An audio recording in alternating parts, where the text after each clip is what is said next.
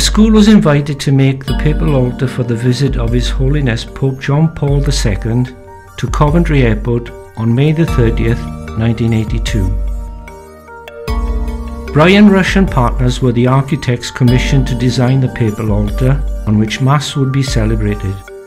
Their office is located just off Kings Norton Green. He selected 3 Catholic schools in Birmingham to make items for the Pope's visit, which were to be positioned on a raised dais platform at Coventry Airport. Our school was asked to make the altar. 2 other schools were involved, one to make the ceramic dove to go on the front of the altar, and another to make 2 floor-mounted candle holders to be positioned either side of the altar. We were given the drawings and plans approximately 10 months before the visit. Unfortunately, this coincided with the conflict in the Falklands, so there was some doubt as to whether the visit would go ahead. This was an issue, but the altar had to be made in time for the expected arrival in May. The altar design was 24 feet long, 3 feet wide by 4 feet high, and was made up of 4 units, each 6 feet in length. The units were made using a frame and panel construction from 4 by 1 inch pine wood timber. We used corner lap joints at each end and a 7 by 1 inch skirting board around the base. MDF boards were then glued and pinned around the front and sides, and a mahogany faced plywood board on the top and back. A beading was fixed around the edge of the plywood and MDF to form a rounded surface. The flame motif was cut into the front face of the MDF board. The outline was first scored using a cutting knife and waste material removed with a hand router to a depth of 1/4 inch. The letters on the front were made from 2-inch thick pine wood lengths, glued together in solid blocks, and the letter shapes drawn on the wood. These were then band sawn to shape and sanded to a smooth finish. The letter blocks were positioned on the front of the altar, 1 inch away from the surface.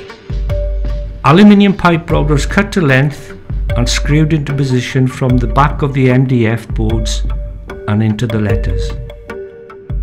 The boards are pinned and glued on the front, back and sides of the frames. The 4 units were then bolted together to make the full length of the altar. It took 4 people to lift and move each unit.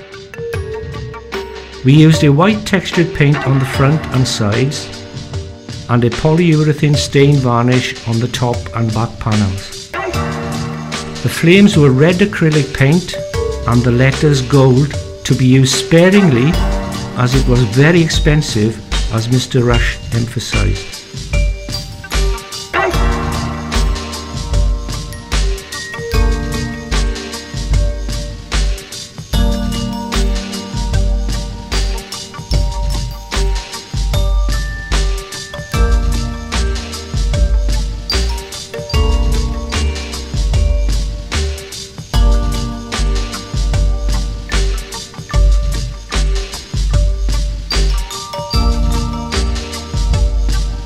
The altar was completed 4 weeks before the visit was to take place, and we were waiting for the delivery of the ceramic dove made by another school so that we could position and fix it onto the front of the altar.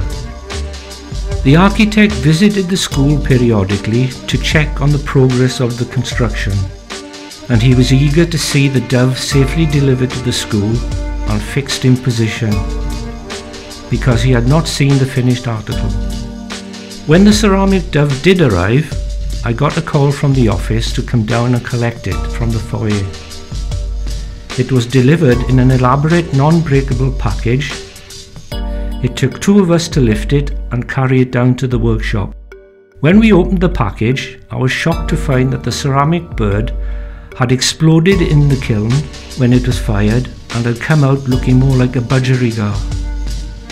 The pieces had been jigsawed and glued back together on a baseboard. We stood staring at each other in silence.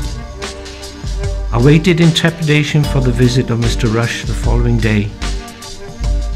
When he came and saw the finished dove, he turned a brighter shade of pale, appeared to sway from side to side, mopped his brow with a handkerchief and said, "We can't use that. It's going to be seen by millions of viewers on television. What are we going to do?" There were just 10 days to go before His Holiness arrived. I went away over the weekend, thought about the problem and suggested we make one in pine wood. We didn't really have any other options. I drew the dove design onto a card template and transferred this onto blocks of wood that had been glued together in the same way as the letters. They were cut to shape on a bandsaw and finished on a sander. Each part of the dove was sprayed with an eggshell paint finish before being assembled. When we secured the dove in position, it looked a treat, and Mr. Rush was greatly relieved, impressed, and did not need to wipe his brow. A removal firm from Northfield offered to deliver the altar to Coventry Airport. Good bit of advertising, the manager Dave thought. We had to be at the venue by 10 o'clock for a security check, so an early 6 o'clock start was made. The 4 altar units were loaded onto the removal lorry and we set off. But before we got to the end of Wishaw Lane, the temperature gauge was pointing to the red zone. We had a leak in the radiator. Fortunately, there was a garage at the end of Wishaw Lane. A tin of Radwell radiator fluid should do the trick, Dave thought. We had to stop 4 times between Birmingham and Coventry to fill the radiator. Fortunately, Dave got us there in the end for the security check. I think somebody was looking down on us. Alsatian dogs sniffed around the altar as we nervously bolted the 4 units together. At last, the altar was in position on the raised platform and looked great.